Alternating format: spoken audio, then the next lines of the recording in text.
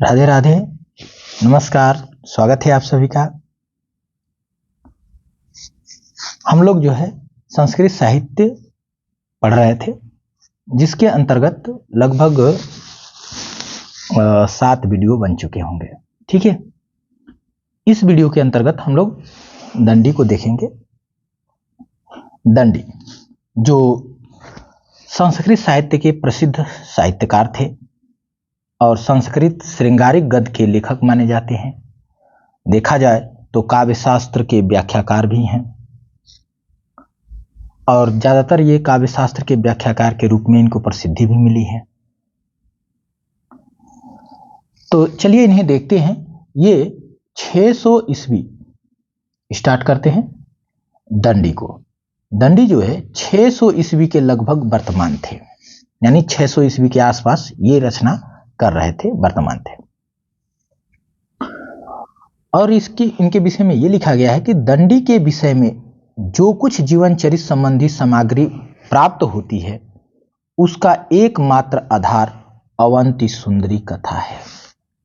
अवंती सुंदरी कथा है और इसी रचना के आधार पर भारवी का भी हम लोग जो है उनके भी बारे में जानकारी इसी रचना से मिलती है। तो हमने आप लोगों से पूछा था कि अवंती सुंदरी कथा किसकी रचना है, तो यहाँ देखिए अवंती सुंदरी कथा दंडी द्वारा लिखी गई रचना है। ठीक है, ये बहुत चर्चित है, प्रसिद्ध है, बार बार पूछी जाएगी। तो कह रहे हैं कि दंडी के बारे में जो कुछ भी जानकारी मिलती है वो अवंती सुंदरी कथा से ही प्राप्त हो रही है। ठीक है, और उसके अनुसार दंडी किरातार्जुनीयम महाकाव्य के रचयिता भारवी के प्रपौत्र थे।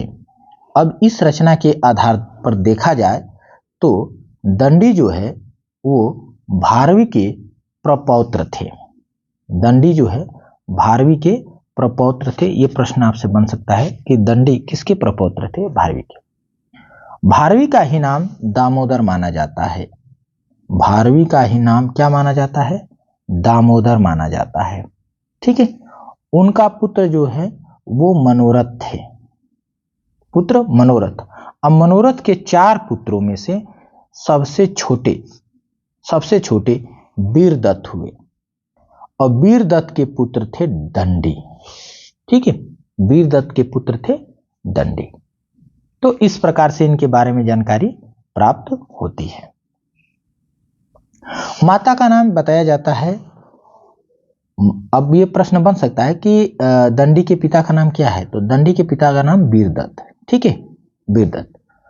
इनकी माता का नाम गौरी और पिता वीरदत्त हो गए, यहां भी दे दिया गया है। ठीक है, दंडी की कुछ रचनाएं जो प्रसिद्ध हैं वो कौन कौन सी हैं, तो यहां आपको स्क्रीन पे दिखाई दे रहा होगा कि दंडी की कृतियां कौन कौन सी हैं। तो दंडी की कृतियां हैं 1, 2, 3, 4, 5, 6, 7 हैं। ठीक है, अब देखते हैं एक एक के बारे में, एक एक है क्या। तो एक रचना है 10 कुमार चरितम, दूसरी है काव्यदर्श, तीसरी रचना है अवंती सुंदरी कथा, चौथी है छंदोविचित, 5वीं है कला परिच्छेद, 6ठी है द्विसंधान काव्य और 7वीं है मृच्छकटिक।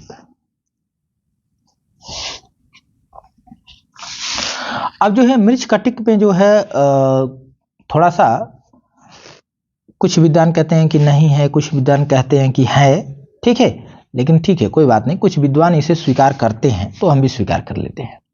ठीक है, कुछ विद्वान स्वीकार करते हैं तो हम भी स्वीकार कर लेते हैं। अब यहाँ क्या लिखा है कि 10 कुमार चरित रचनाओं को देख लीजिए। 10 कुमार चरित दंडी की, काव्यदर्श दंडी की, अवंती सुंदरी कथा दंडी की, छंदोविचित दंडी की और कला परिच्छेद। तो मोस्ट है, इनसे प्रश्न आपको एग्जाम में जो है देखने को मिल सकता है। ठीक है, और पूछे भी गए हैं तो प्रश्नों को भी हम दिखाएंगे कि कौन कौन से प्रश्न जो है इनसे बने हैं। ठीक है, विकल्प के रूप में आते हैं, डायरेक्ट आंसर के रूप में भी आते हैं। ठीक है, काव्यदर्श का मतलब होता है, काव्यदर्श का क्या मतलब होता है काव्यादर्श का मतलब होता है कविता का आदर्श, कविता का आदर्श। ठीक है, इसका मतलब हो गया कविता का आदर्श, कविता का आदर्श काव्यादर्श। ठीक है, 10 कुमार चरितम की बात कर लें थोड़ा सा। 10 कुमार चरितम यह गद्य काव्य है। क्या है? गद्य काव्य है, गद्य के रूप में लिखा गया काव्य है, काव्य ही है लेकिन थोड़ा गद्यात्मक है। ठीक है, और इसी के आधार पर दंडी को संस्कृत का पहला गद्यकार भी कहा जाता है। इसी रचना के आधार पर संस्कृत का पहला गद्यकार दंडी को माना जाता है। ठीक है, संस्कृत का पहला गद्यकार, संस्कृत का पहला गद्यकार दंडी होते हैं इसी रचना की वजह से। इसमें है क्या? तो इसमें 10 राजकुमारों, 10 राजकुमारों, ठीक है, 10 राजकुमारों की प्रेम व सत्ता, अपने प्रेम को कैसे प्राप्त करते हैं और सत्ता को कैसे प्राप्त करते हैं, और इनको पाने में जो वो प्रयास करते हैं, उस प्रयास के दौरान जो उनको सुख मिलता है, जो उनको दुख मिलता है, उसी का वर्णन किया गया है। ठीक है, 10 राजकुमारों के प्रेम और सत्ता के प्राप्ति हेतु मार्ग में आने वाली जो समस्याएं हैं, सुख दुख जो भी हैं, उन्हीं का वर्णन इसमें किया गया है 10 कुमार चरितम में। आगे बढ़ें, यहां लिखा गया है कि जो 10 कुमार चरित है, इसकी जो मूल भाग है, जो इसका क्या है, मूल भाग है, उस मूल भाग में केवल 7.5 राजकुमारों का वर्णन है। ठीक है, जो मूल भाग है उसमें, वैसे तो नाम है 10 कुमार चरित यानी 10 राजकुमारों का वर्णन, लेकिन जो मूल भाग है, ठीक है, उसमें इतने ही राजकुमारों का वर्णन मिलता है। काव्यदास, जो काव्यादर्श इनकी रचना है, इनकी जो काव्यादर्श रचना है, यह अलंकार शास्त्र की रचना है। तो ध्यान रखेंगे, प्रश्न ये बन सकता है कि काव्यादर्श जो कविता का आदर्श है वो किससे संबंधित है, रस से या छंद से या अलंकार से? तो काव्यादर्श इनका अलंकार शास्त्र से संबंधित रचना है। ये पॉइंट आपको ध्यान रखना है। दूसरा, अवंती सुंदरी कथा, इसमें क्या है? इसमें दंडी का जीवन चरित है। अवंती सुंदरी कथा, इसमें दंडी का क्या है? जीवन चरित है। इसकी रचना दंडी ने कांची में की थी। यह प्रश्न बन सकता है, ठीक है, कि इसकी रचना दंडी ने कांची में की थी। इसमें मालवराज और मानसार की पुत्री अवंती सुंदरी की कथा कही गई है। ठीक है, इसमें जो स्टोरी कही गई है, मैं लिख देता हूं इधर। इसमें जो स्टोरी कही गई है, मालवराज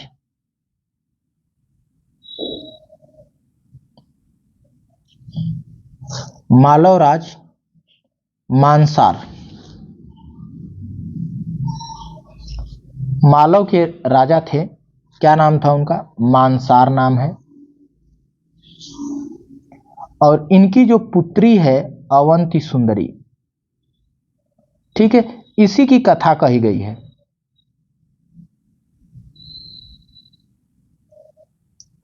इसी की कथा इसमें कही गई है। आगे बढ़ते हैं।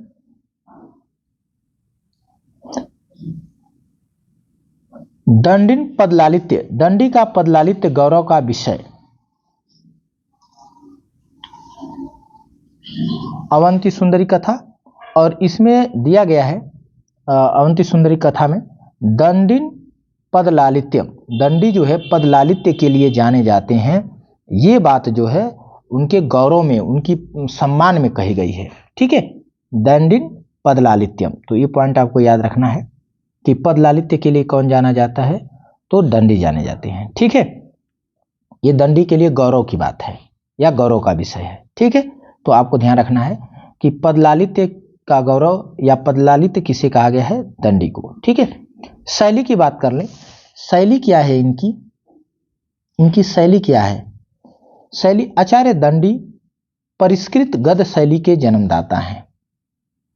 परिष्कृत गद्य शैली के यानी शुद्ध गद्य शैली के जन्मदाता। इनकी रीति जो है, उनकी शैली जो है वैदर्भी शैली इनकी भी है, तो ध्यान रखेंगे दंडी की शैली वैदर्भी शैली।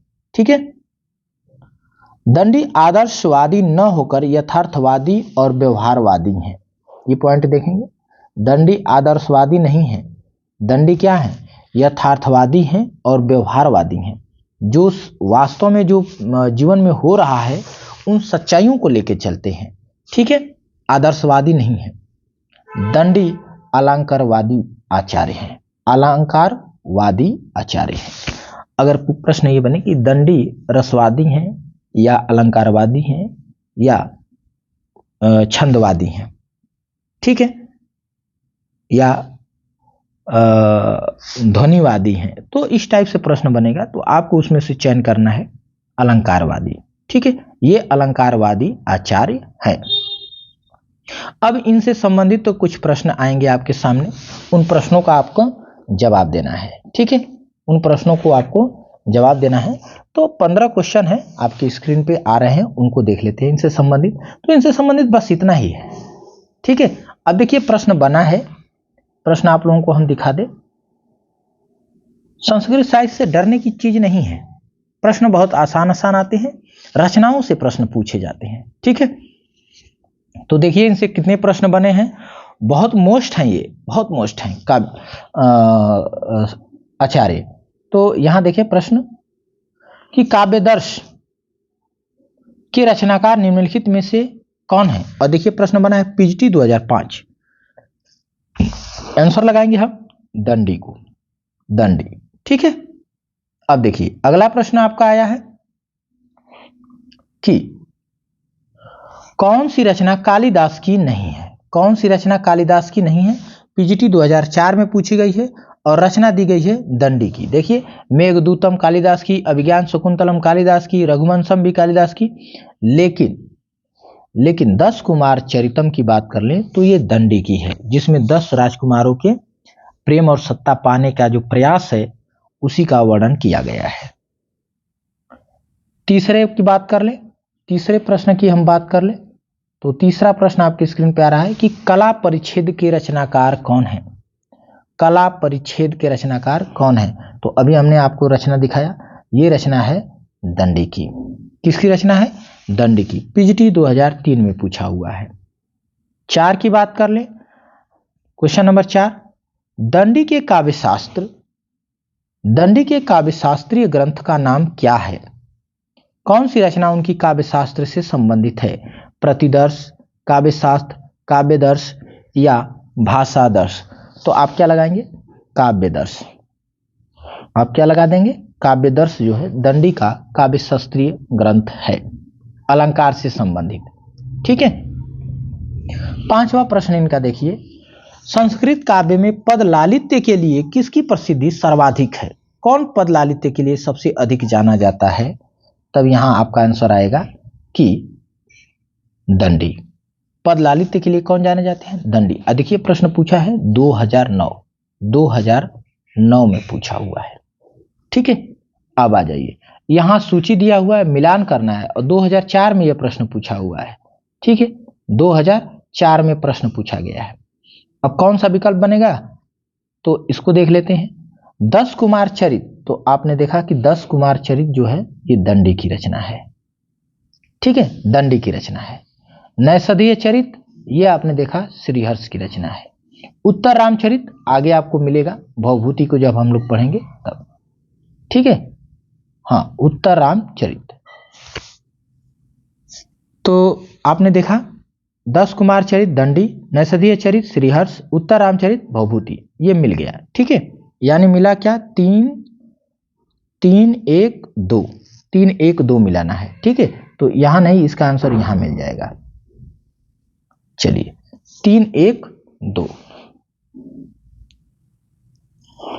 3, 1, 2 कौन सा है? ये वाला। ठीक है, तीसरा विकल्प।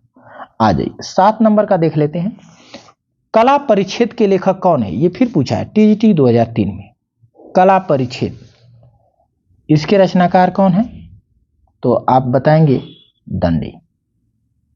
8वां प्रश्न आपको आ रहा है, दंडी निम्नलिखित में से किस प्रकार के आचार्य हैं? ये आश्रम पद्धति प्रवक्ता 2015 में पूछा हुआ है। ठीक है, पूछा है कि ये किस प्रकार के आचार्य थे? अलंकारवादी, रसवादी, रीतिवादी, ध्वनिवादी। तो आपका आंसर होगा रसवादी नहीं, अलंकारवादी। ठीक है, फिर प्रश्न पूछा है कि काव्यदर्श किसकी रचना है? ये आश्रम पद्धति का प्रवक्ता 2015 में पूछा है। ठीक है, 2 प्रश्न इनसे पूछ लिया है। तो काव्यदर्श किसकी रचना है? तो आपका जवाब होगा कि दंडी। ठीक है, दंडी। 10 नंबर की बात कर लें, अवंती सुंदरी कथा के लेखक कौन है? अवंती सुंदरी कथा के लेखक, तो आंसर होगा हमारा दंडी। पद लालित्य के लिए जाने जाते हैं, कौन जाने जाते हैं पद लालित्य के लिए? दंडी जाने जाते हैं। ठीक है, दंडी किस शैली के कवि हैं? तो दंडी को हमने देखा कि दंडी जो है वैदर्भी रीति के या वैदर्भी शैली के कवि हैं। दंडी कवि हैं कैसे हैं? आदर्शवादी, यथार्थवादी, रसवादी या सभी गलत। तो दंडी जो है यथार्थवादी और व्यवहारवादी हैं। ठीक है, यथार्थवादी और व्यवहारवादी हैं दंडी। 14 का देखें, परिष्कृत गद्य शैली के जन्मदाता कौन है? तो देखिए ये प्रश्न आ गया ना, परिष्कृत गद्य शैली के जन्मदाता, इन्हीं के यहां से गद्य स्टार्ट होता है। तो आप कहेंगे दंडी। परिष्कृत गद्य शैली के जन्मदाता दंडी हैं। 15 नंबर पे है, द्विसंधान काव्यकृति किसकी है? द्विसंधान काव्यकृति, तो हमने काव्यकृति आपको दिखाया, इसके भी आंसर कौन सा लगेगा? दंडी। क्या लगाएंगे आप लोग? दंडी। ठीक है, तो ये हो गए हमारा 15 क्वेश्चन जो दंडी से थे संबंधित। इनसे जो भी प्रश्न बनने वाले थे यहां पर दे दिए गए हैं। ठीक है, तो हिंदी से आप जब टीजीटी या पीजीटी जब एग्जाम दे रहे हैं तो इसमें इतना ही पूछा जाएगा, इससे ज़्यादा आपको पढ़ने की जरूरत नहीं है। इन्हीं को पढ़िए, इन्हीं को अच्छे से पढ़िए। 2-3 प्रश्न आने हैं पूरे संस्कृत साहित्य से। ठीक है, 2 प्रश्न आ जाए, कभी कभी 3 आ जाए, तो इससे ज़्यादा आपको प्रश्न इससे नहीं मिलेंगे। कुछ व्याकरण से मिल जाएंगे। टोटल जो है संस्कृत, चाहे वो साहित्य हो चाहे व्याकरण हो, दोनों को मिला करके 8 प्रश्न 9 प्रश्न ऐसे ही पूछे जाते हैं। ठीक है, 7 प्रश्न 8 प्रश्न 9 प्रश्न 7 प्रश्न, ऐसे। बात समझ रहे हैं? यानी 7 के आसपास आपको जो है क्वेश्चन संस्कृत से मिलते हैं साहित्य और व्याकरण को लेकर के। ठीक है, तो अधिक से अधिक 10, अधिकतम अगर प्रश्न पूछा जाए संस्कृत और व्याकरण, संस्कृत साहित्य और संस्कृत व्याकरण से, तो 10 प्रश्न पूछे जाएंगे। ठीक है, 10 प्रश्न। तो ये चीजें आपको ध्यान रखना है। अगली जो है अगले वीडियो में हम लोग बाणभट्ट को देख लेंगे। ठीक है, अगले वीडियो में हम बाणभट्ट को देख लेंगे और शूद्रक को भी देख लेंगे। ठीक है, विशाख दत्त को देखेंगे, हर्ष को देखेंगे, जयदेव को देखेंगे। ठीक है, इतने लोगों को एक साथ एक ही वीडियो में अगले वीडियो में देख लेंगे, कवर करेंगे। ठीक है, और भवभूति को हम अलग से, क्योंकि थोड़े वो उनका ज़्यादा है तो उनको जो है हम अलग से रखेंगे, क्योंकि इतने सारे कवि थोड़ा इनकी ज़्यादा रचनाएं नहीं हैं, तो 3-4 कवि अगले वीडियो में हम लोग एक साथ देख लेंगे। ठीक है, लगभग 4 कवि को, संस्कृत के 4 कवियों को हम अगले वीडियो में कवर करेंगे, और एक जो कवि बचते हैं भवभूति, उनको हम अलग से, यानी 2 वीडियो और बनेगा संस्कृत साहित्य से। ठीक है, तो चलिए अब जो है इस सेशन में बस इतना ही, मिलते हैं अगले वीडियो में। तो आप सभी लोगों को वीडियो के अंत तक बने रहने के लिए बहुत बहुत धन्यवाद।